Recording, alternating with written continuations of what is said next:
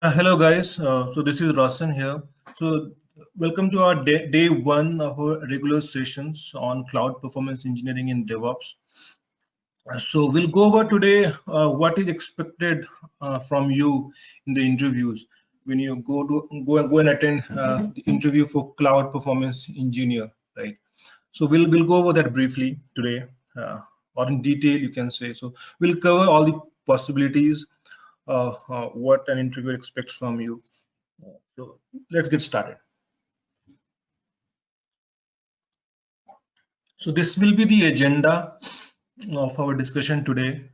We'll just go over course flow. Yeah, we have gone through already in demos, but we'll go over like once again. Yeah. Consider this day as the fresh start of our session. So we'll not be talking about what we covered in demo. We'll be starting from scratch, everything. Yeah.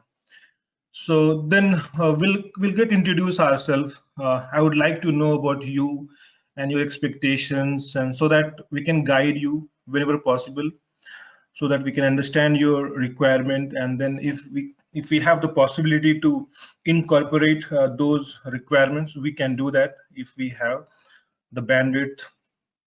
And then we'll just go over some standard topics about how many performance related technical jobs are there in IT. So where you fit in, where you want to go, so those kind of aspect here. And then what actual interviewer expects from you, so we'll go over that. And then what it takes to become a cloud performance engineer, the skill sets required. And then if you have any questions, so yeah, we can get it clarified. So this is our course flow. As I mentioned, it's our first day today, and we are starting with what interviewer expects from you. That's the very important topic, I would say, because this performance engineering background is such a huge or continuous learning journey, ongoing process, that we can be, like, sometimes it becomes difficult to figure out what all we need to be prepared, what all needs to be done, what all skill sets to have to crack an interview. So that's what we are trying to explain here. uh, and then say our second topic would be cloud computing. So tomorrow mostly we will go ahead and create our AWS account. First thing what we will do tomorrow, yeah, I'll try to have some document in place so that you can follow that document and you can get this account created. It will take a day to activate that account. Then we'll go over all the cloud computing concepts from scratch, like what is cloud, why do we need cloud, what is the requirement, why it is in trend nowadays. So you got some idea on from demos, but we'll not consider that we have covered anything in the demos. We'll go from very scratch. If you have some knowledge, good, but we'll go from very scratch. And then we'll talk about everything on the cloud. What is VPC, virtual public cloud, how to create IAM users. We'll go over that detail. So don't worry. Yeah, we'll go that will be our second topic. Then we'll create the instances, Linux instance, Windows instance, and other instances in the cloud. And then we will use that Linux instance to practice Linux command line. Uh, it's very important to get acquainted with the operating system, Linux operating system, and its command line. It's very indispensable to be comfortable with Linux command line, like how we are in Windows, right? If someone asks you to do some operations in Windows, we don't hesitate. We just do Control F, find a file, or from a directory we can find something. So easy to operate things in Windows, copy paste. It's so easy to do in Windows because we have been doing the same things we can do in Linux also.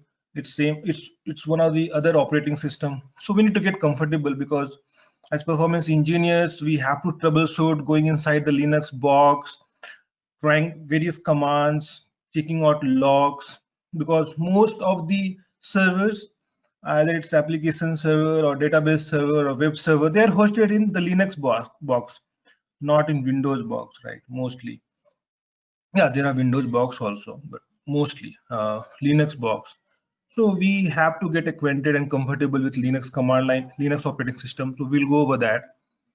And then we'll start with this software application architectures. And then we'll understand like it's very indispensable to understand whenever you're working on any particular application. So you need to break down the architecture, how it is working, and what all layers are there, how things are communicating.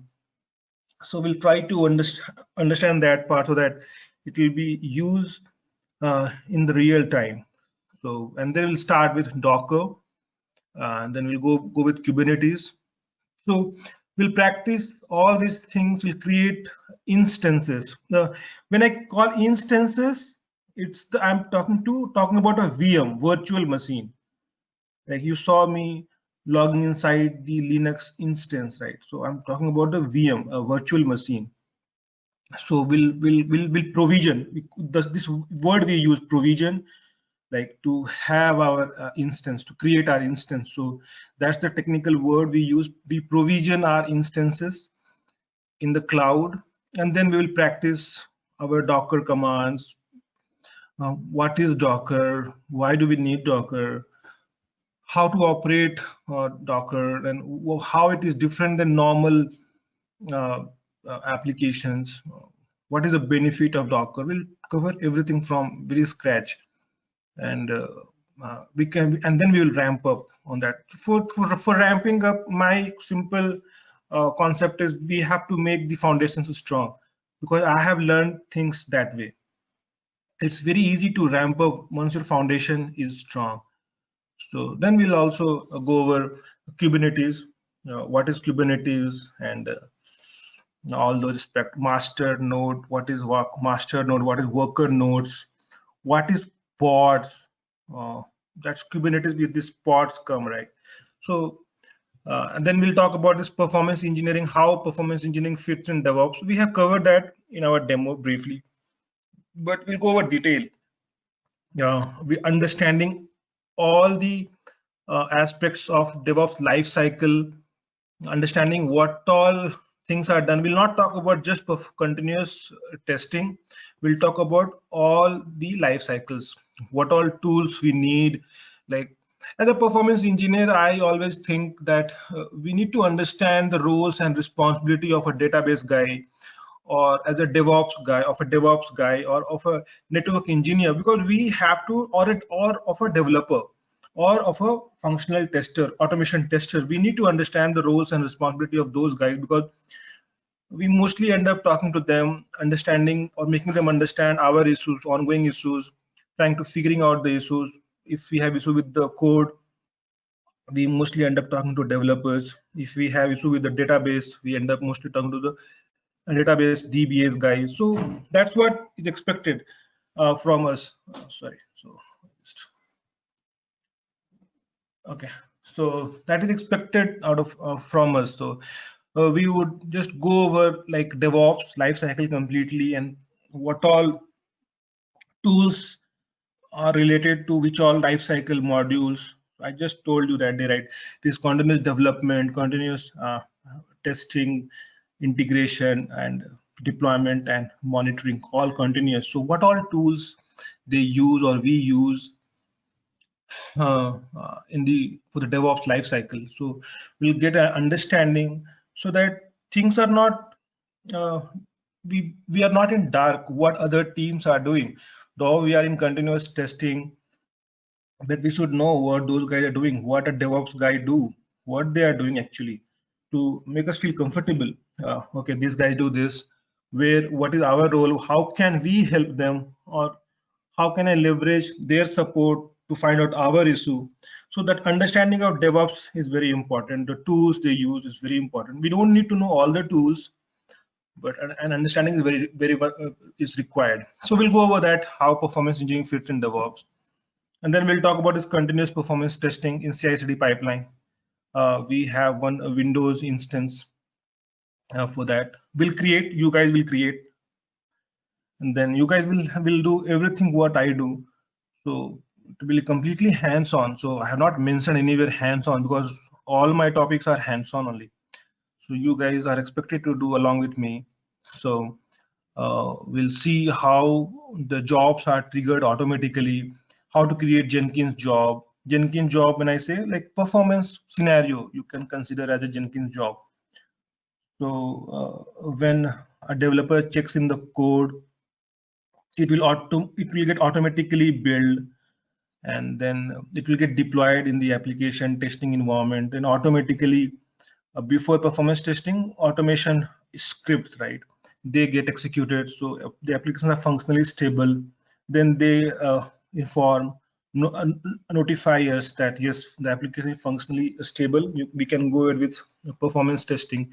So jobs will be triggered automatically, test would run, and then we would get some reports automatically in our mailbox. So how to configure email notifications. So I'm not saying all the companies are doing this. No, we are still in the transition phase from agile to DevOps. Companies are trying to migrate, transition to DevOps. But if we have knowledge, we can easily go and attend the interview. The interviewer would be impressed. Okay, these guys are aware of this process. They know how things are done, and if the company has a plan of shifting to DevOps, you will be useful and required and in demand, right? So that's the main intention here. So it's not like all the companies are doing this. Then we'll talk about this performance test monitoring. For a performance test to monitor, for a performance engineer, monitoring is very much required. Unless we don't monitor, we don't understand where is the bottleneck, right? So we'll go over that detail, and then we'll start with Java. Start thinking, if you are a performance engineer, start thinking that you are a developer also. Start thinking from a developer's point of view. We'll lay the foundation here of a Java concept, so that if you talk to the developers, right, what is object, what is a method, inheritance, and if you look at the Java code, like things should look normal to you. So if someone is creating a thread, right, so you should know how the guy has created a thread, whether he has extended the thread class or it has implemented the runnable interface. So, and what is there in the run logic, what thread is doing, is there any bottleneck? So eventually, like, we as a performance engineer, we have been always talking about thread dump, heap dump. It's our skill set, right? It is our skill set. We need to understand heap dump and thread dump. But what comes after that is to find the issue in the code and resolve that. That is important, right? So that understanding is very much important. So considering that aspect only, I have designed this course. So, and then we'll talk about all like Java performance and memory management. For Java, this memory is very important. How Java is handling or managing the memory. When the test is running for so many objects, it gets created. That's where garbage collection comes into picture. We'll go over all the garbage collection algorithm, how things work there, how GC is being triggered, when it is triggered, what is the criteria, and what are other GC algorithms are there, parallel GC, G1 GC. What is the default of Java 8? Either you're working in Java 8, but you don't see in the JVM argument, you don't see any flag. Basically, by default, till Java 8, it is parallel GC. But from Java 9, they have made it default as a G1 GC. We'll talk about that in detail. And then we'll talk about these Java collections. It's one of the, again, core Java knowledge. Collections. We have APIs there, collection APIs, and we simply call it and make our lives easier. But we need to understand, we can use in developers use it frequently, collections. They don't use arrays, and they use collections. Why they use collections? How it is related to performance. If we use different collections, if you're using a map, should we use map here or set here or array list or linked list? What collections needs to be used? So unless we don't understand the concept, we cannot talk to the developers, or we would be the code would be overwhelming. We don't understand. We can simply point to the developer, and this seems to be like issue. But if you know things, you can sit along with the developer, talk to them, so they will be really happy, and they'll help us. Yeah. And we'll talk about lastly about the multi-threading. That's the very important thing. The why multi-threading is because of to increase the performance only, to run threads to programs parallelly, so that it reduces the execution time. That's what the all concept of multi-threading. And if it is not implemented properly, yeah, it can impact the performance. So we have to understand if we are hitting any deadlock kind of situation in threads. So how to go about it, how to fix that, and those aspects. So this will be our course flow. This is how we'll go about learning things. We'll start from scratch. Only expectation is that if things are new, you guys need to be diligent and follow along. If we have any questions, we can stretch, or we can go for one more class. So like, we all are good here, comfortable. It's not like we are in a school. If you don't understand, but then class is gone. No, you can approach us, or after the class we can talk about it. It's all, everyone is cool here. Yeah. So this is the course flow. So this is what is the next agenda. So I would like to know about you guys, so that I get to know about you guys personally, so that I understand your expectations and your requirement, and what do you expect from this course, or what is the real intention of attending this course. So I understand mostly interviews, right? But yes, I would like to know from you.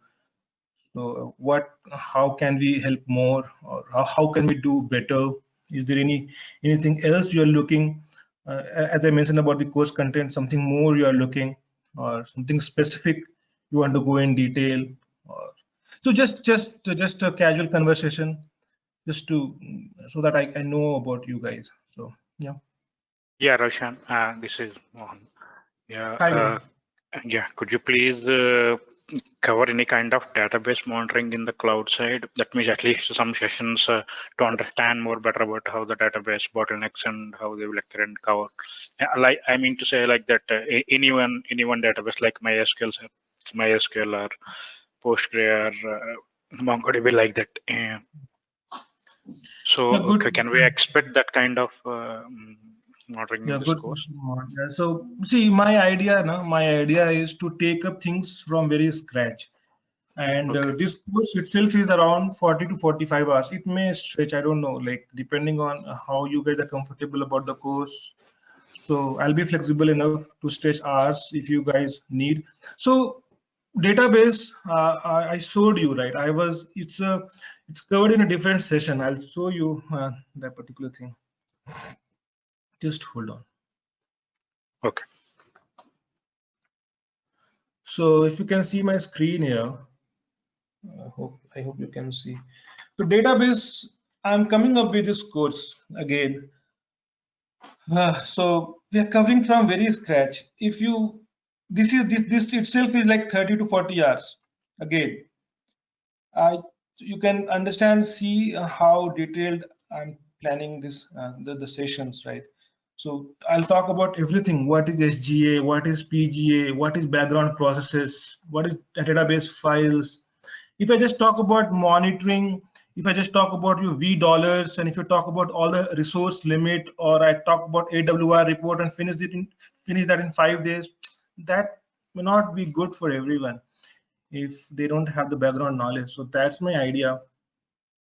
Many people do not know how to start the DB itself, right?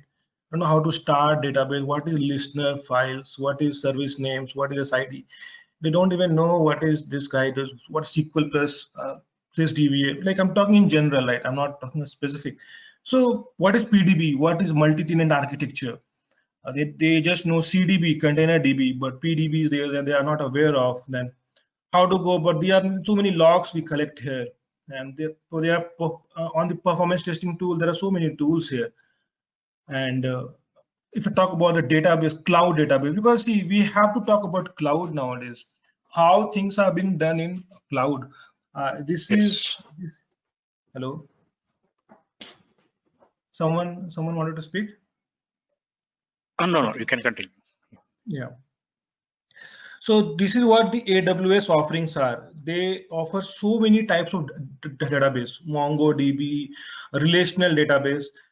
Oracle uses just like gives us the option of using relational DB, but they have this wide variety, RAC database, uh, Exadata, and this is from the Oracle OCI, and this is from the AWS. They have so many DB options. Depending on your business requirement, you can go about it. So it's a very long course. So you understand that now that this actually needs one separate uh, 30 to 40 hours, right? So if you want something specific, Mohan, I can go over that. But yes, this will be one of our courses again. Yeah. Okay. Okay, Roshan. No problem. Or at least can you just provide some kind of basic understanding of this database? And I'm not asking more detail, like because in the interview point of view or some kind of, if you put that will be advantage to us, right? So some basics, like some basics or some intermediate level. So just So like yes, help four me to five sessions, understand.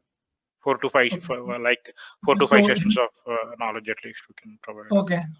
so I would like you to let me know what are you expecting exactly in 4 to 5 sessions, Okay. because how I see things. If I am speaking something, if I am talking just about PDB, what I think you need to know what is PDB.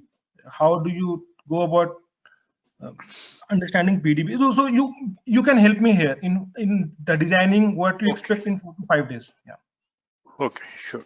Okay, then we will Because discuss it later, I think. because I cannot come up with something 4 to 5 days and where everyone understands everything. I cannot Okay, come up with that idea. So you need to help me here. Yeah. okay, sure. Yeah. Sure, Mohan. So since you have started, please continue with this. This is our next agenda now. So I would like to know about you and your expectations and what specific target you have in mind after attending this course. So please get started, Okay, Mohan. no Yeah. problem. If you have any plans to take it as that means conduct it as a separate course, okay, then it's agreed. We can continue that also. Yeah, Yeah, sure. okay, no problem. So you understand, right? My idea of teaching something, right? Yeah, Because yes. you saw that Yeah, topics, actually the right? course content is pretty good because it is the exact course what we are looking for, which is suitable to Exactly. right current industry. Really course content wise is very appreciated. Exactly. Yeah, So thanks yes, a lot for your the great content. Yeah. right. So yes, I'm still in the process of putting all the contents together. See, I want, if someone is getting trained here or attending sessions here, I really want them to do well. That's my like ambition from my heart. So yeah. Okay, so let's get started, Mohan. So just Yeah. introduce yourself and your background, and yeah, please. Yeah, myself, Mohan. I'm working as a performance testing. I'm working on performance testing and engineering side. Right. I started as my career as a performance tester, but that means from the past 4 years, I'm working in performance engineering side also. I'm working for the one of the a largest financial client. I'm having overall 10 years of experience in both software testing and engineering, worked on various tools like LoadRunner, NearLoad, JMeter, and Dynatrace. This is my background. Yeah. Right. And what do you expect from this course? Why are you attending this course? Basically. Yeah, because nowadays, right, every that means on-premises applications are moving to cloud, and they're even in my organization also they're planning to move. They have already migrated to 10 to 20% of application, but in the future they want to migrate all these applications to cloud because right. in these pandemic situations or whatever the other situations they have faced, if they migrate to cloud, it will be very easy to. That means there are no stoppers. That means kind of continuous availability. These things are Yes. available in cloud, right? So that's the reason they are moving to cloud. So in future, our requirement is to monitor these kind of performance and testing and engineering in cloud only. Maybe in next 6 months to 1 year, they are planning to complete to migrate to cloud. So that's the reason I'm opting this course. And Right. yeah. Sure, Mohan, thank you. Yes, I do agree with you with your one of your points that considering this pandemic situation, many company would not like to own their hardware, in their infrastructure, or they create their data centers because it's a huge maintenance cost and huge manpower requirement, right? So yes, they would simply like not only my company. I heard that a lot of companies, in some articles also I've seen that there are a lot of companies that are planning to migrate to cloud. Yes, I agree with you. Yes, so yes, and yeah, most of the companies are trying to move to the cloud so that because things are simple there, right? You saw how it is easy. We have just UI and we get to provision everything, right? So this our job would be expanded also. You would be expected to build your environment there now. Till now we have a separate environment team, right? We depend on them. We request them please build our own environment, but they'll continue to do that. It's not like they will not be required in the company because customers should need it environment. But as a performance engineers, we may be expected to build our own performance environment. Yes.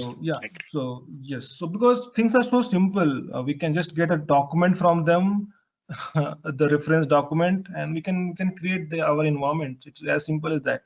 Okay. Yes. Good, Mohan. Thank you. And yeah, please, Kalyan.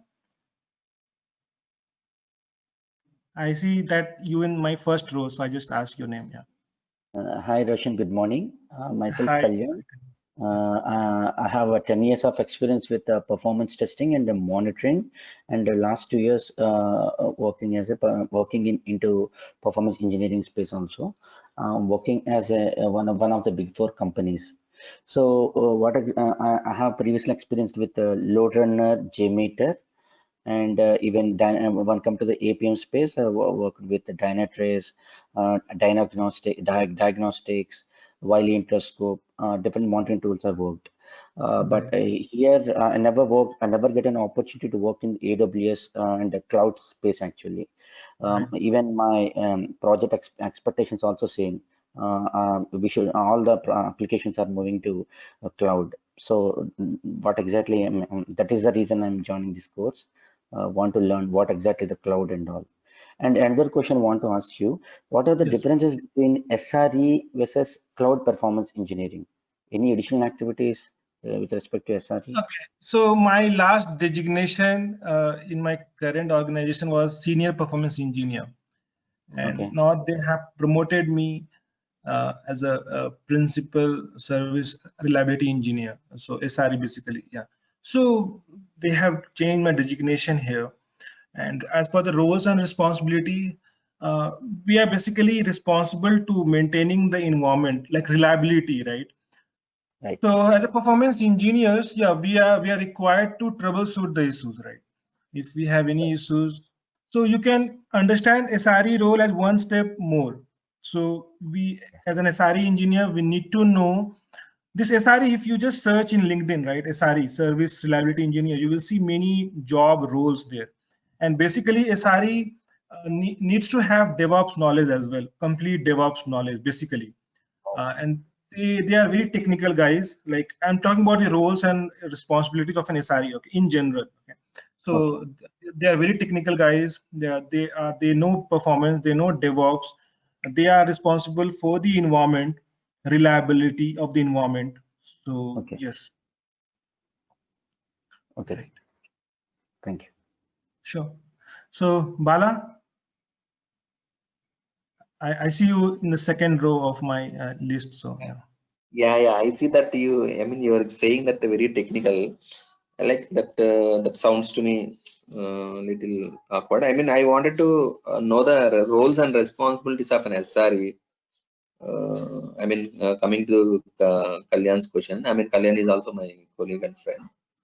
Okay. So I mean, but like, We'll how talk the about that. We'll talk about that. SRE role, we'll talk about that. Yeah, in detail. Yeah, sometime. okay, cool. Please, like, And then like your expectations here. Yeah. yeah. I mean, what exactly is difference in terms of cloud performance or engineering and on-premises performance testing or engineering? I mean, the difference. I mean, exactly. Try to understand that the points. On the application side, once you have your application hosted, right? Hosted in the cloud. I define the you need to understand what is cloud. Cloud is nothing but the the on-prem infrastructure over the internet. I would say, if I cannot make this as simple as this, on-prem infrastructure, whatever you guys are using, right? You log into your Linux box, and then I can have all that set up over the internet. Like, cloud is nothing but your hardware is located somewhere else, nothing else.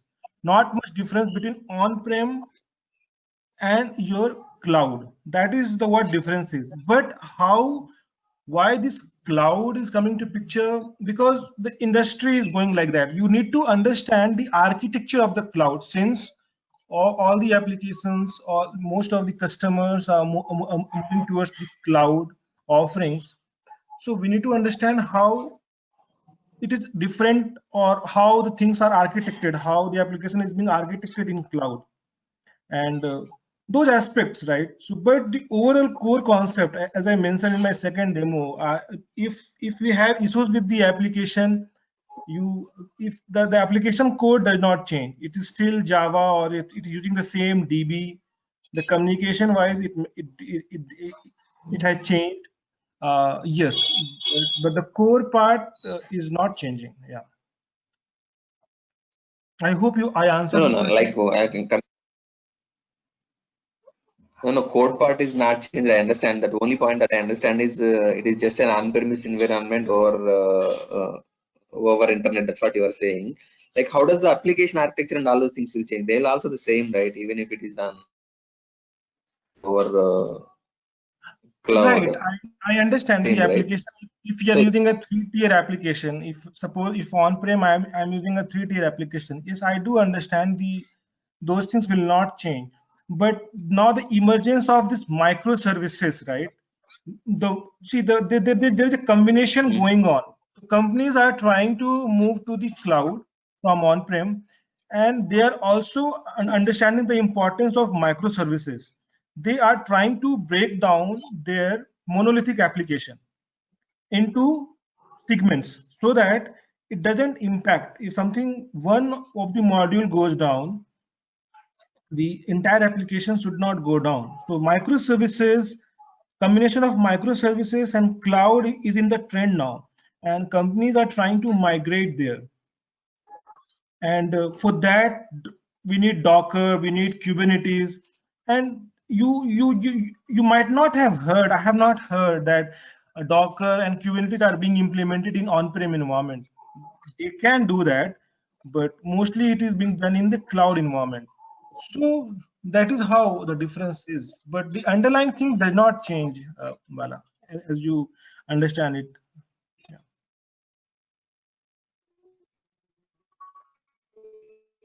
So anything specific, like I'm not sure if like 1 year back. Yeah, please. Yeah. No, not anything specific. I should be able to Right. cloud performance.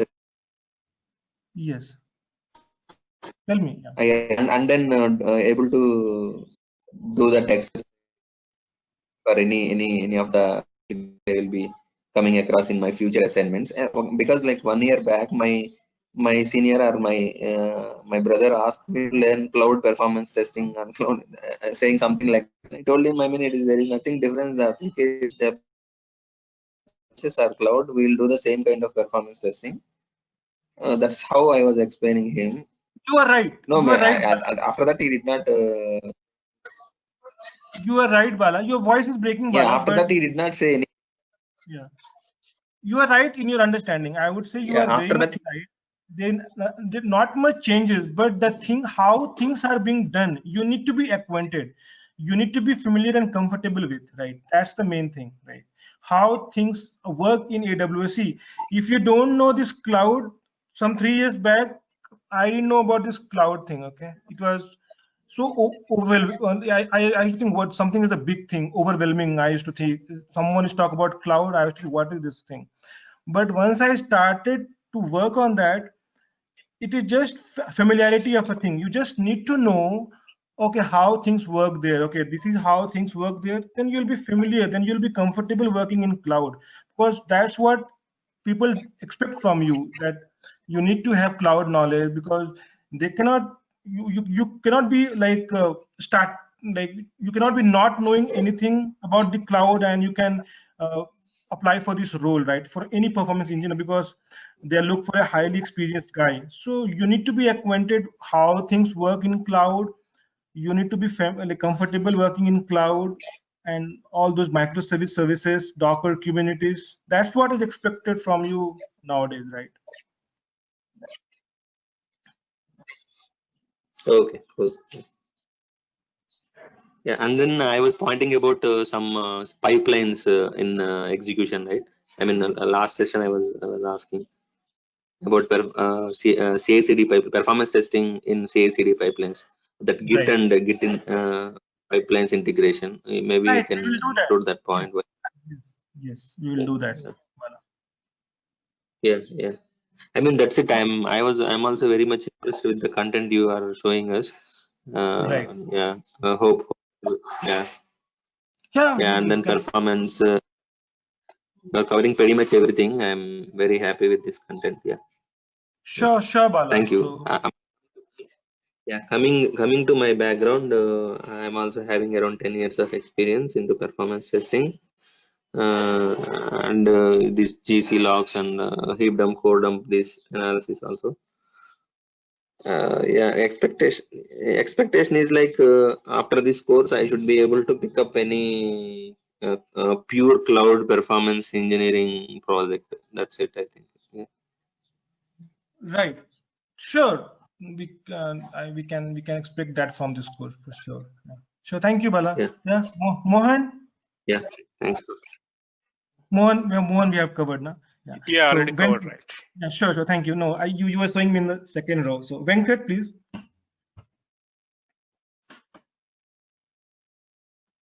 Hi Roshan, this is Hi. Venkat. Yeah, so basically to start with, I was pretty much impressed with the content, and I'm searching for this content maybe 1 year back, because 1 year back we are in some project Yeah. where we had some sort of struggle in cloud performance engineering. So when I saw this, because I was in touch with Mr. Kumar. So I saw this the recent times, and I was very much impressed with this coverage. Like two things which I was very much means I'm expecting some sort of takeaways. One is cloud performance engineering, and also the second one is CI/CD part. So Yeah. maybe if I get familiar with these two stuff, maybe I will be pretty much happy, and I hope that that will be a better takeaway for my career from this course. Perfect, Venkat. We are covering both the aspects in this course thoroughly. Yeah. Good that you pointed out CI/CD pipeline. So yeah, as Bala also gave his feedback on the GitHub. Yeah, we can uh, trigger the jobs from GitHub or Slack. Yeah, we'll cover GitHub because GitHub only we place our scripts. Whenever the jobs will be triggered, it will pull our JMeter script or scenario from GitHub only. So Yes. yes, and so we'll talk about that in detail. We have that in place. Thank you, Yeah. Venkat. So thanks, Roshan, for your time for this course. Yeah, sure, Venkat. Himanshu, please.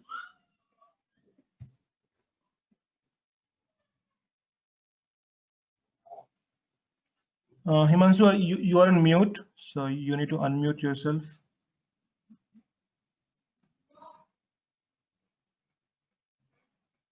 Hello, Okay. can you hear me now? Yes, I can hear you now. Yes. I'm Himanshu. I'm working as a performance test manager in one of the leading CML-M5 company. Currently, I'm in US. I'm around 15 plus years of experience in performance. So just wanted to upgrade my knowledge in DevOps and cloud performance testing. This is helpful when we interact with a lot of clients who have requirements for performance testing in cloud and DevOps. Yeah, sure, Himanshu. I think considering this the pool of people, right? We all have experience gathered, all experienced here. So I think we all can learn from each other. Yeah, sure. Thank you, Himanshu. Mamunur, please. Hi. So How do you pronounce your name, please? you can call me Al. Al. AI? Al. Al. Al. Hi, Al. Yeah, please. Yeah. So I'm a QA. I'm just trying to improve my skills in CI/CD, you know, and more into like DevOps and performance engineering. So just a fresh start for me. And I'm in US. Okay, sure. So when you take QA, so basically there are two roles of a QA, functional QA and one non-functional QA. So you are into performance or functional? I'm more in functional, basically using Selenium, all this. So you want to up, because see, there are in CI/CD pipeline, the way we do CI/CD for functional scripts, right? They are pretty different, right? We use Maven and all those stuff here, but the way we do here for the JMeter, we'll talk about this performance testing tool. So it's good that if you want to enhance your knowledge on the performance side, but if you're looking for something CI/CD pipeline in functional, that we need to check it out. So what do you expect actually here? Yeah, I just want to learn, nothing else. Okay, perfect. Sure. Thank you, Al. Kumar Guru, please.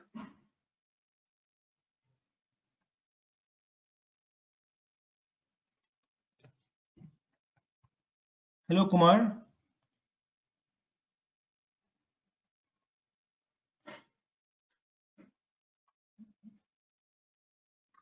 Not audible.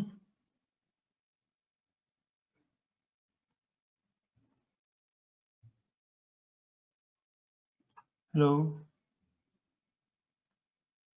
Okay, someone next, because I am just trying to see it is gone below. Farhad? Sure. Yeah, my name is Farhad. Actually, I've been working as a performance tester last 7 years. So basically, I was looking for the change the last few months. But what I noticed, most of the requirement in the outside, they basically looking for the AWS like DevOps experience and also like CI/CD like pipeline experience. So that's the reason actually I'm interested on this course. I wanted to learn, and so that I can in the next job I can put something on my resume so that I can I can go for interview. Perfect, Farhad. Yeah, we will do that. Yeah, sure. Thank you. And I don't see one person name. Can name start with A?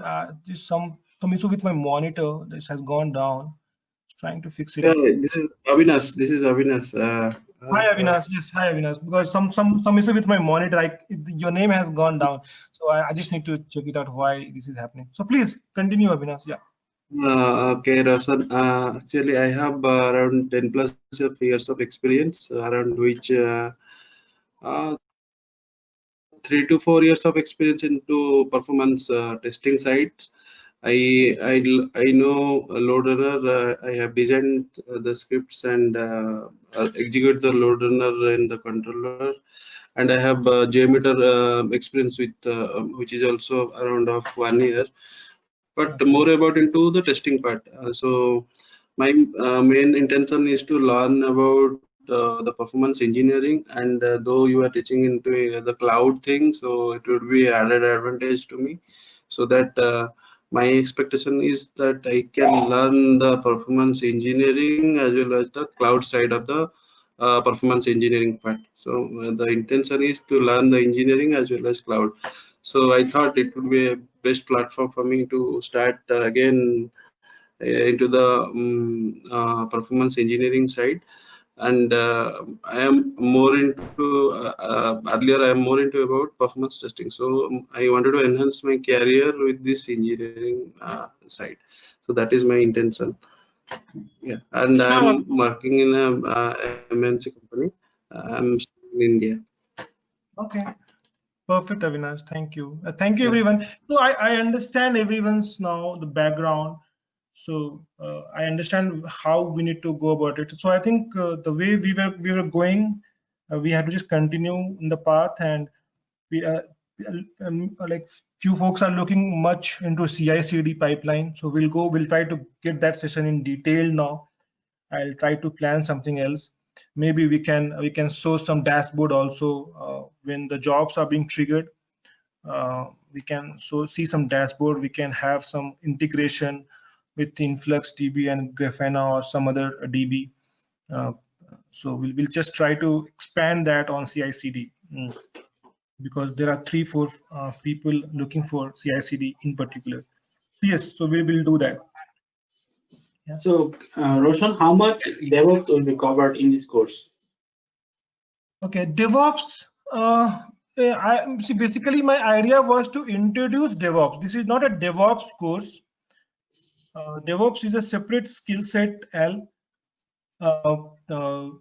is a completely different skill set. So we cannot cover the topics here, but we would just understand the life cycle, what is involved in continuous development, what people do in continuous development, what people do in continuous integration, what they do, what basically a DevOps guy would do, right?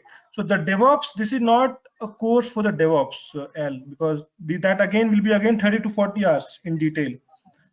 So that this is not covered. Just an understanding for a performance engineer, understanding of DevOps is required and how things are working, because DevOps guy deal with infrastructure, right? So like extension, like I showed you, if you have attended one of my demos, we had this YAML file and we created the environment, right? Yes, and so it mean in infrastructure, they use infrastructure as code to build the infrastructure. So this is not a DevOps course, but we'll have a thorough understanding of all the DevOps lifecycle. We'll not devote much time to DevOps, mostly on the understanding part, one session on DevOps understanding, and then we'll go about continuous testing. That will be our focus. One of the portions, one of the part of the DevOps lifecycle. Continuous testing will be focused more on how things are working in continuous testing, not other aspects of DevOps. Okay. Sure. Thank you. So yeah, so let's get to.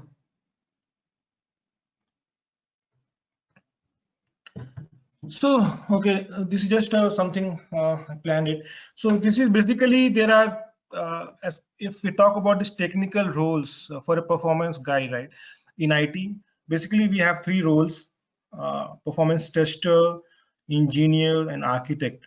So depending on which what type of organization you work for, if you work for a service-based organizations, your roles and responsibility may be different or maybe overlapping more or less, depending on your particular organization and your role and how much responsibilities you have been given. So these things can overlap also, but basically to understand this performance engineering part, it is a skill set which cannot be achieved in just 2 months or 3 months or 4 months.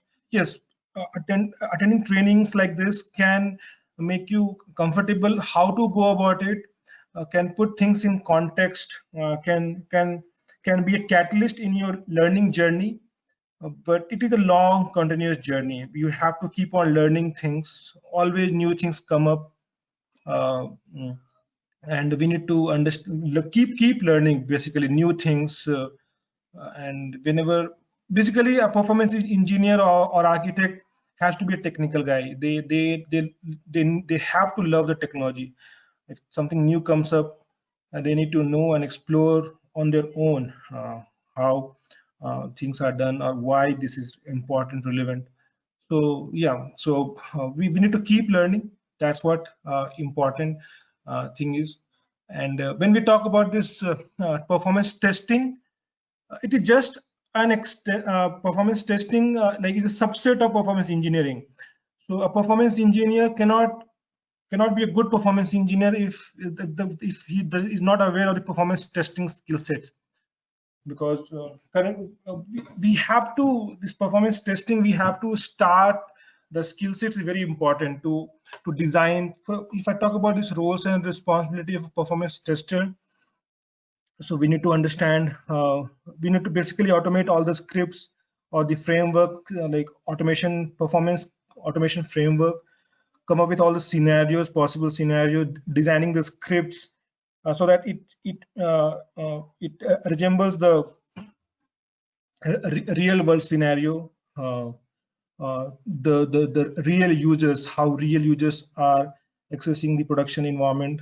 So workload modeling can come up to performance engineer or a tester, as I mentioned, depending on your role. Architect mostly deal with the customer's requirement, basically, and they help performance engineers to understand the architecture of the application. And so it's a long continuous journey. I'm saying, so you can be a performance tester, but you need to learn things up to be a performance engineer, and you have to keep on growing, learning things to be a performance architect. Performance architect, it's not like they are not aware of performance testing responsibility, or they cannot do. They have to do. They have to help performance engineers guys or testers guys if they are stuck with some particular thing. So, but the client-facing environment, performance architect mostly deals with the business people, clients. They understand their business environment, the requirement, non-functional requirements, and basically performance requirements. So what the customer is actually looking, and they involve in the very early, they talk to the customer. So on the architecture level itself, they try to design the performance requirements, and they come up with the use cases and the architecture suggestions they have to do. So all these things, like basically there are 3 roles, and we have to keep on growing and learning technically. We have to grow to be in that space. So just briefly. So coming to this interview expectations, right? What an interviewer expects from you. Any interview you go, any interview. I have been, even if I don't want to switch to any company, I just attend the interview just to get a feel of what is expected. This is one of my thing. Whenever I get a call, even if I'm not searching for a job, okay, please go ahead with the interview. I do that. I don't know it's a good thing or a bad thing, but I get to understand what is the expectation. So yeah, so I have attended so many interviews that I can comment on this now. And if I'm not sure if you guys attend the interviews or takes the interview or knows about this process, you guys might agree. Yes, the first thing they look for Java and SQL. And a performance engineer, it is expected. I'm not talking about this performance testing role where you're just expected to know, or a 3-4 year guy where you're expected to just know the load on a performance testing tool or automate scripts, doing load test and showing results, and doing some basic like with the JMeter results or load runner results, doing some kind of basic analysis. I'm not talking about that. I'm talking about a performance engineer. So first thing they look for is Java knowledge. How good are you at Java? Like suppose if I ask everyone here, can someone write a Fibonacci series in Java? Like, I'm not asking you to write now. If suppose if I'm an interviewer, you're going for an interview, Fibonacci series, we have learned that in our college. There's a very simple thing. Can you write it? Are you comfortable writing the code?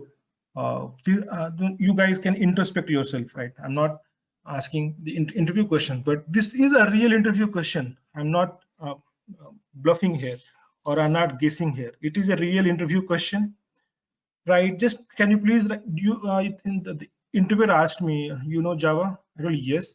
Can you write a Fibonacci series for me? Yes, sure. But if you say no, I'm not comfortable working in Java, your interview is done. Thank you very much. Even if you're good at taking heap dump, thread dump, doing analysis, informing about the methods, you know about these things, but if you cannot write one simple Java programming or a SQL, just because these things are very basic, so they don't expect to a developer extent the Java knowledge, because the performance engineers are like us only. They have the development background, or mostly they do not have the development background, but this is required, very much required, because to troubleshoot any Java performance issues or to talk to the developers, to feel confident in the environment you work in, this is what they expect. The first two things, this is in my first two list. I wanted to put that down, but no, that was not possible from my side. I have to put that in the first two things. So if you really want to switch or to be in this field, performance engineering field, cloud is just, you can add one word in front of that, because you need to be familiar with the cloud. If you need to be in performance engineering field, you have to know Java and SQL. Start learning on that. So yeah, we'll go over that. Java and SQL will, maybe I'll put that in my one of the training sessions on the DB side. I have not taken that SQL, but I think I should put that just to get started from very scratch. So these two things are very much required, first two in my list. And yes, if I talk about this cloud, all the companies are looking for some kind of cloud provider. It's not like if you know AWS, everyone is using AWS, no. But if you know one cloud provider, it's very easy to understand and work with other cloud provider. And there are major cloud providers are Azure, Microsoft Azure, and Google GCP, Google Cloud Platform. So these are three major, AWS, Azure, and GCP. So if you know one, AWS is most popular. Mostly you end up in attending the interview for AWS requirement is, so you'll be highly praised and required or sought, right? So that is the third in my list. You need to know architecting applications in cloud. You need to understand how to architect things in cloud. What is this public subnet? What is this private subnet? What does this mean? How to make your application highly available or fault tolerant? Disaster recovery, how will you architect things up? So they are the most important terms are these terms. We'll go over that in detail when we start our cloud computing sessions from tomorrow. We'll go ahead and we'll create our account first of all, and then slowly we'll ramp up. My idea is to make the basics strong, so that, and to raise the interest, to create the interest in you, so that you guys learn, because the best you learn is when you learn things, when you go and explore, struggle, and learn things. But my job is here to just to go over the topics of course in detail, plus to create interest in you. That would be my real achievement if I'm able to do that. So so cloud, so how to architect things in cloud, what is highly available mean, what does it mean highly available? Your application should not go down. How will you architect things up? Where all you will put your application servers? How many application server will you have, or how many instances, load balancers? So what is the importance of load balancer? How will you do? Will you put load balancer in public subnet or private subnet? We'll talk about this subnet. Public subnet is like anyone can access. Private subnet is like restricted. Only VPC, we call it, virtual public cloud. Only the people who are in VPC can access that. outside world it's not open. So basically, so that's how we need to understand how we architect things in cloud. And then fifth in my list is Java performance, memory management in particular, garbage collections and things like that. And then multi-threading, they look for. Then they look for microservices, because now even if the application, the company is having monolithic architecture or application, they are trying to break it down to microservices. They understand the importance of microservices because it is not language dependent. You can have one module in different language, Java, and you can have another module in Python or in Golang. So depending on your requirement, depending on your application requirement, you can change the language and create the business logic, and using a web services, REST API, or you can communicate between those two modules. So the companies are breaking down their business logic, large monolithic business logic, to microservices. So people are expecting this because things like containers and all things have become easy. So yes. Then our container orchestration engine, Kubernetes, we need to know, because when we have too many containers, right, we use Kubernetes to manage all the containers. And this is the word, container orchestration engine, we call it, right? And Docker is the container engine. This is orchestration Kubernetes. And we'll talk about this monitoring of performance monitoring. So what all things we need to monitor in AWS. There are open source tools as well. For Kubernetes, as I told you, right, in AWS we have EKS, and EKS we have this out of the box monitoring solution. But outside also, like suppose if your company is not in EKS, but you want to monitor Kubernetes, but that is not covered as part of this course. Like this, that is again a 15 to 16 hour course, Prometheus and Grafana. That is again a very long course, so that is a different topic. So we'll stick to AWS offerings here, but the understanding is very much important. If you know Kubernetes and what is Kubernetes and what all to monitor in AWS, people will look for that and you will be hired. So if you know Prometheus and all, that is an additional advantage if your company is not using AWS and using some open source tool. So yeah, that is again not covered as part of this course, Prometheus and Grafana integration with Kubernetes monitoring. Yeah, so but they look for performance monitoring. So Linux performance comes here. So even if you don't have any monitoring in place, you can use Linux command basically to see what all the resource utilization are, because the underlying OS is the Linux, right? Either you create containers or you create anything.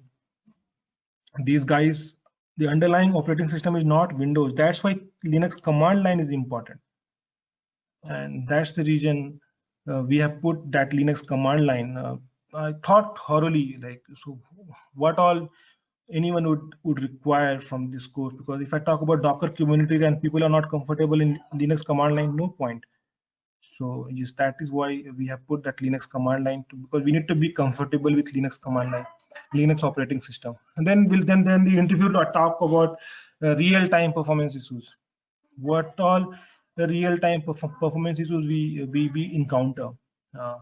Have you encountered recently? That would be the question, because that's the way they judge you, whether you have been really working, you have been reading, exploring things on your own.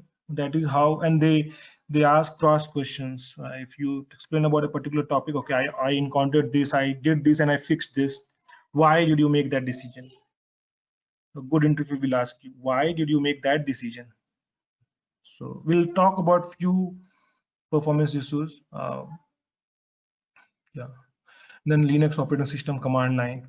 Then you can frame up your own issues, right? We'll get that understanding that how many types issues can come up. If eventually we have to go and fix the code, that is what is required to resolve any performance issues. Most of the performance issues are from the code. Configuration wise, that is fine. We can look into that and but most of the performance issues lies with the code. If code is good, performance issues will not come only. But that is not possible in the then we'll talk about this Linux operating system.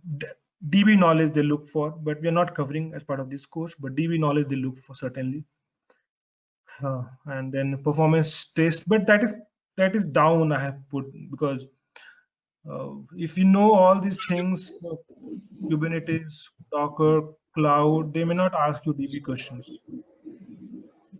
So Roshan, one question. There. So for the DB knowledge, right? What do you cover in here? Please come again, Al. For the DB knowledge, right? Database knowledge. Yes. What is covered in this part? No, we are not covering. We cannot cover actually. We cannot cover because that itself requires 30 to 40 hours, L. 25 to 30 hours for sure. We cannot go over those things in this course because this course itself is 40 hours, 40 to 45 hours. So we are covering that as part of the new course I'm designing right now, in the process of designing, almost designed. So again, we are starting from scratch. I just got this idea that I should put SQL there. So that it will be from very scratch. So I just got this idea. So we'll try to put that, and it will be again an extensive course. But we cannot cover. If you have some topics in your mind, please come up with your own idea. We'll try to cover that. But you have to tell me what you want. And nowadays, companies are looking for like MongoDB and all. So are you giving like an exposure on those, or like at least some hands-on, like MongoDB, right? People are, I think, a lot of interview they're asking for MongoDB. Yeah, I agree with you that it is required. I'm asking your feedback. That can you come up with something which I can cover in 2-3 hours? Because I cannot go for 20 to 30 hours, right? Right. So now my question was, I'm asking your opinion. Database knowledge, right? Meaning like, what are you gonna show us here? Like, nothing. Nothing. It's not covered here. Okay. It's not covered as part of this course. I just walked you through the course content, course flow. Let me just go back to that slide. Nothing was covered on DB slide. This was the course flow, Al. I never talked about DB.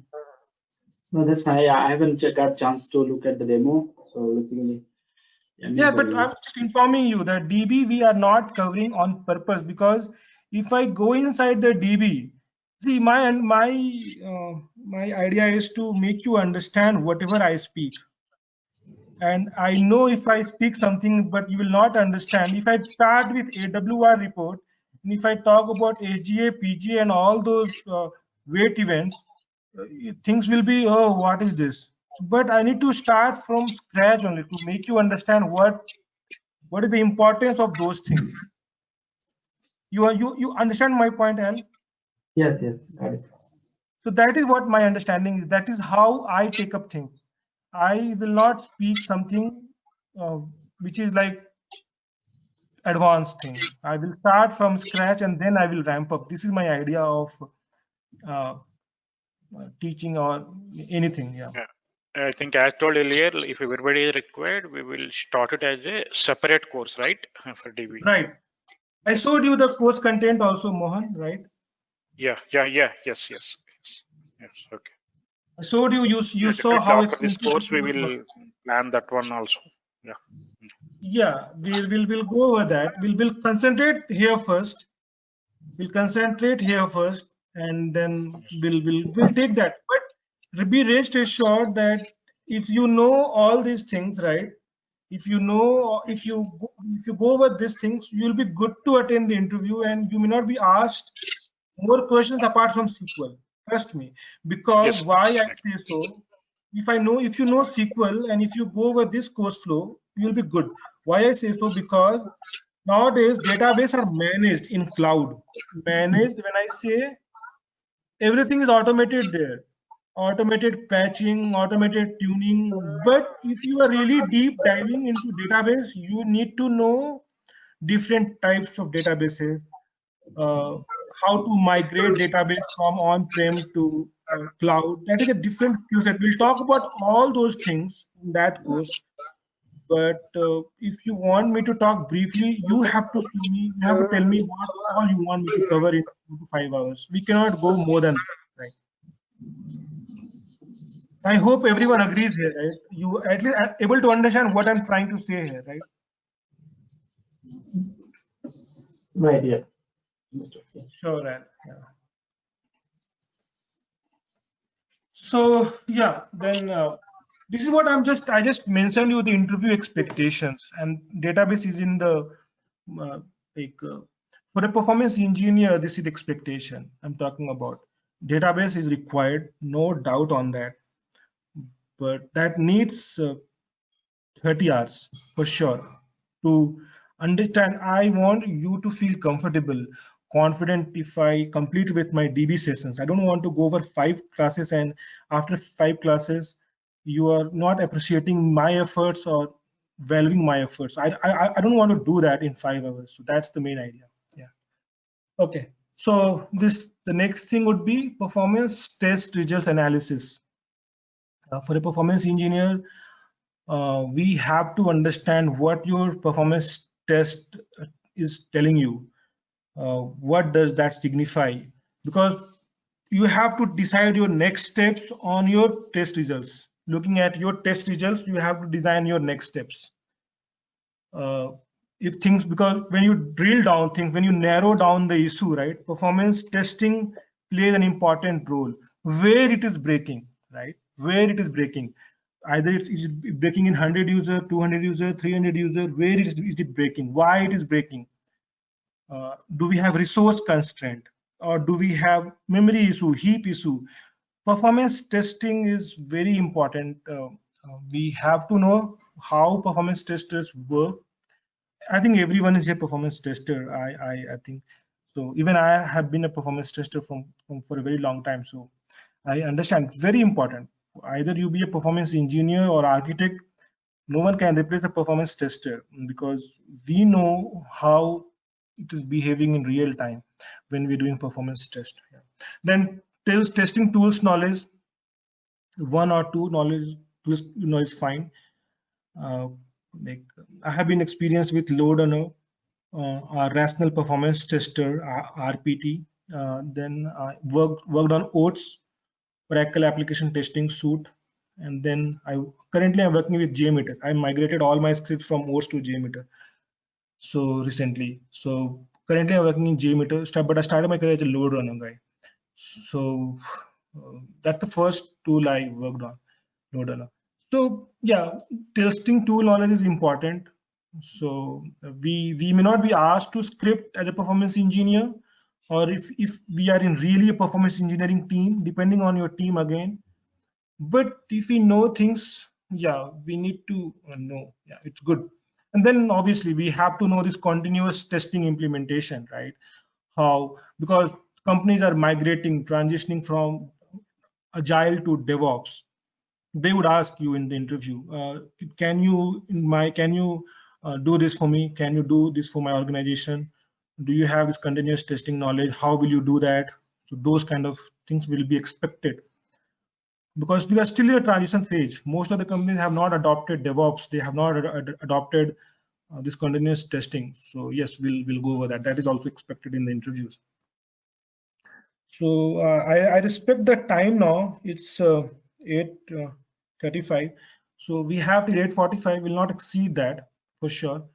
And this is the last slide. So it is just an extension of the interview requirements, that skills required, right?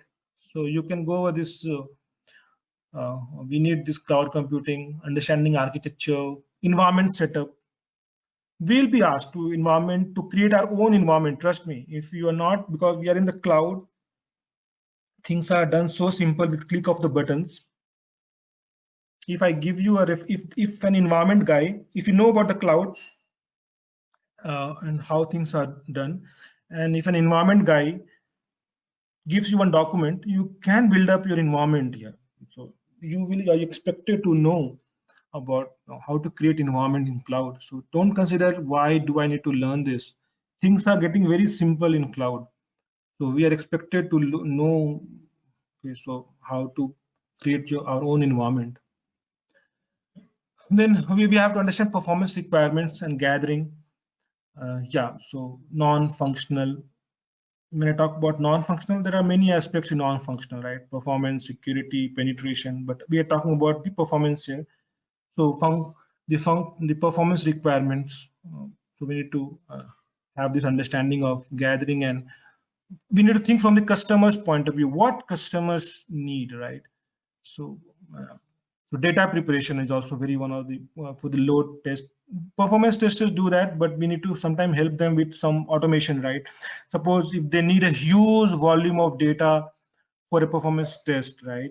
We need to inject records in the DB, right? So we can do that using PL SQL, right?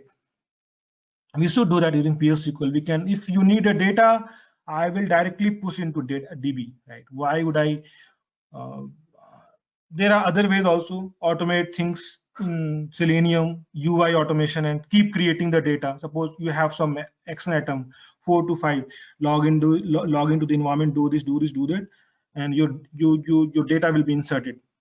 That is the UI part. That takes a lot of time. I will directly push data to insert data to my DB.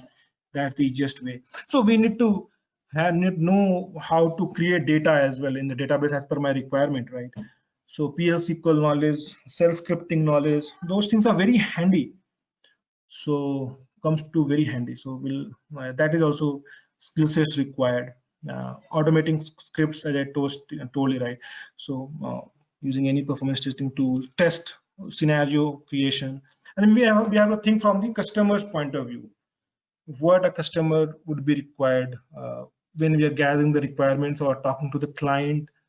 I'm talking about all the roles here: performance tester, engineering, architect. I'm merging all the responsibilities. So depends on your roles and responsibility, you can take that. Then we have to designing effective performance test is damn of a skill. A good performance engineer can only suggest that I want this particular set of tests because I want to see how the application performs under this specific test. You have to come up with your own ideas. This is damn of a skill. Very good, very important. When you're troubleshooting things up, when the things are not in favor, you are encountering issues with your load test. So how will you go about troubleshooting? Where is the bottleneck? You have to look into the logs, debug logs. The reading of the debug logs is very important. That is the application logs, you get it. So you need to basically know the application flow also. The if it is a thread dump, heap dump, that is a simple thing, but application logs, that takes time to understand because that is based on your application currently working on. So you maybe need some help from the developer of a particular module, right? So you go and, or you basically what is the idea? You compare two of the logs. One is for the good performance, one is for the bad performance, and you see where it is spending time, right? If you see that there are 4 or 5 calls additionally being done, and suppose if you're doing an enhancement, suppose I'm just telling one of the cases, suppose you have done one enhancement and the performance is degrading after that, and you have the logs before the enhancement and you took the logs after the enhancement to understand why the performance is bad, you see that the new enhancement code is causing that problem, and you can tell that this particular call, this particular method which you have created as part of the new enhancement is causing the problem. This is where the time is being spent. So always have this thing, compare between two of the logs. That always helps. Monitoring test results. Yes, we have to understand test results. How is hits per second related to response time, coming to the basics of a performance testing. So those aspects are important. Monitoring, as I told, damn important. Unless you don't monitor things up, you would not know where is the bottleneck or where is the issue. And development knowledge, as I mentioned, first question they're going to ask is can you write this program for me, please? They will give you simple program and they will just check you whether are you comfortable writing something in Java, or they will not specify the language also. Are you comfortable in Python? Please do that for me. is very important skill. Designing proofs of concept. If we have hit any issue, if we have identified that this is the problem with the code, fix the code. We have done that in the second demo. Build the code, deploy in your application and test it out. So that is how we do proof of concepts, right? And then DevOps knowledge is required, and Linux operating system. Yeah, I cannot stress that enough. These are the very important skill sets. Linux operating system. Everything you do, either you debug things in your Docker environment or container environment or your Linux will be your. You have to make this as a family. You have to get comfortable as you are with Windows. I cannot stress that this point enough. So container engine, Docker is the most popular container engine. There are other container engines as well, Rocket, but Docker is the most popular container engine. We'll talk about that. Container orchestration engine, Kubernetes is the most popular. DB knowledge, networking knowledge. Things are so simple. You know, the first set of guys who wanted to learn about this cloud was the network guys, network engineers, what we call in our current companies, right?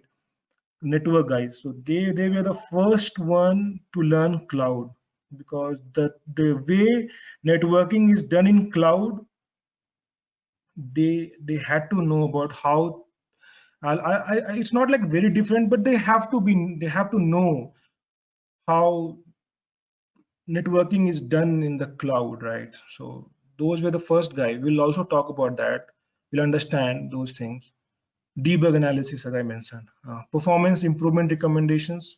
Yes, after we identify, monitor things, trying to find out the issue. Once we have found out the issue, yes, we have to recommend that these are required. And obviously soft skills when we talk to the customers and when we're trying to suggest or convince that this is the issue, this is why I'm saying this is the issue. Soft skills are required. Either you're communicating with a developer or to a client. Yes, these things are important. So yes, so I was able to write this down, thinking a lot, spending a lot of time. It's not like I have taken it from somewhere. You will not get this list anywhere. This is the design by me. So I have thought thoroughly about my career experience. So yes. Yeah. So we are done for the session today. I think we made it on time, 8:45. Yes. We'll not exceed this. We'll try our best not to exceed this, but we'll mostly try to wind up before, just to have a logical ending for all the sessions. But we'll not exceed the time. So please, if you have any questions, let me know.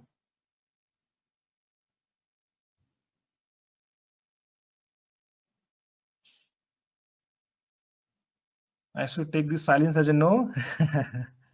Can we wind up? Are we good? Yes, thanks, Roshan. It's a very great session. Roshan, Very yes, great last, content. I got a question in the end of the Yeah. closing the meeting. Basically, the exceptions, when we encounter in .NET and Java. Yeah. So, are you covering that? Yes, exception handling, we are covering that. Exception handling, we are covering. We'll go over that, but just to make you feel comfortable, we are covering try, catch, finally block. And how do you go about handling the exceptions, arithmetic exception. We'll talk about the parent exception, parent class, parent of all the exception classes is the exception class. We'll talk about the exception. We'll try to focus in this programming language a lot. So I understand the importance of this programming language. So we may have to stretch for a few more hours. So you guys need to bear with me why you're not finishing on time as you promised 2 months, why you're stretching it. I'm stretching because of your benefit. So yeah, you have to be that considerate enough. Yeah. No, that's fine with us. I mean, because Java is a huge topic, Kumar. The Java is a very wide topic. It needs a dedicated 2 months. If I would be a Java teacher, I would need 2 months to teach you, but we'll try to put everything I'll try to put well in advance. I'll write the code in Eclipse. Then I'll walk you through all the concepts so that we can save some time. Because if I write the scripts in front of you, we may need 2 more months. So, but we'll cover. Be rest assured that you would be knowing what all we are covering. It's not like I'll be writing in advance just for the time's sake. It's not like I'll be skipping anything. You'll be learning everything. But as I mentioned, you have to practice along with me. You have to write after the session or before the next session. You have to write the programs in your own laptop, execute it, and that's how you will learn. If you just see me doing things, you will forget, like how you do in formula, right?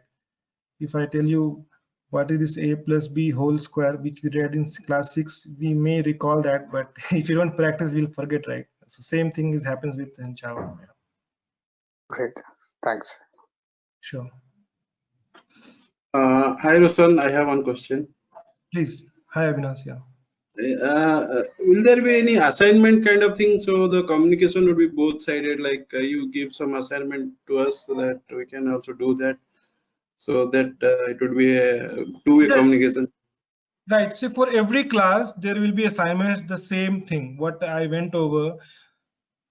See, if I'm talking about, like, let's take this example of Java, right? You guys need to listen when I'm doing things, right? Then you have to write the same thing. I will not give you the code. No point giving me the code. Or I can give you for your reference, but you guys need to write things up. If you want me to be a school teacher if you want me to see your Eclipse on daily basis, I can do that, but that's not the way we should work. We are all professionals, so we take the responsibility of our career. But those would be the assignments. Whatever we are covering in the class, that will be the assignment. If you're talking about Docker, yeah, if you're going over the commands, or like Linux, right? Linux, I'll show you the commands, what it does, what all it not do. Then I'll give you the command list. Then you guys should do and practice. If not, you'll forget. Don't be in that assumption that once you just need to listen it. No, it's a continuous journey, learning journey. I cannot promise you everything. I'll try to create the interest in you. If I can do that, that will be my biggest achievement. I'll try to do that. Okay, thank you, Roshan. Sure, Avinash. Are we good? Can we wind up now? Let's respect the time. 8:45. We've already crossed. Yes. Yeah. Okay. Thank you, everyone. Then. Yeah.